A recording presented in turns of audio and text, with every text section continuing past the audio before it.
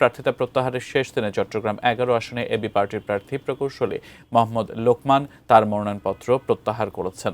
আরও বিস্তারিত জানব, প্রতিনিধি মনিরুল ইসলাম পারভেজ যুক্ত আছেন। মনিরুল ইসলাম পারভেজ, চট্টগ্রামের সংসদীয় আসনগুলো থেকে মোট কতজন তাদের প্রার্থিতা প্রত্যাহার করলেন এখন পর্যন্ত?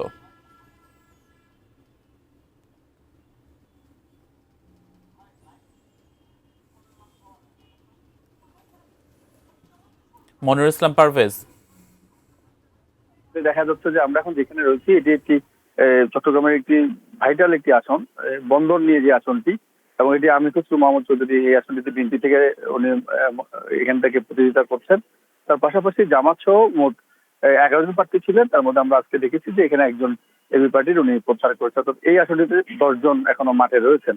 এরকম আরো 15টি যে আসন রয়েছে সেখানে আরো 2 জন রিটার্নিং অফিসার রয়েছে। অর্থাৎ আমি এখন একজনের কাছে এসেছি এবং বাকিগুলো, একটি হচ্ছে জেলা প্রশাসক, আরেকজন হচ্ছে বিভাগীয় কমিশনার।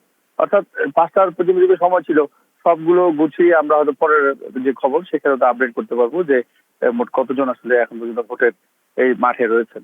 তো চট্টগ্রামে আসলে প্রায় 66,16,713 জন, অর্থাৎ চট্টগ্রামে 16টি আসনে প্রায় 67 লাখের মতো যে ভোটার, তারা কিন্তু এই 16টি আসনে তারা ভোট দেবেন।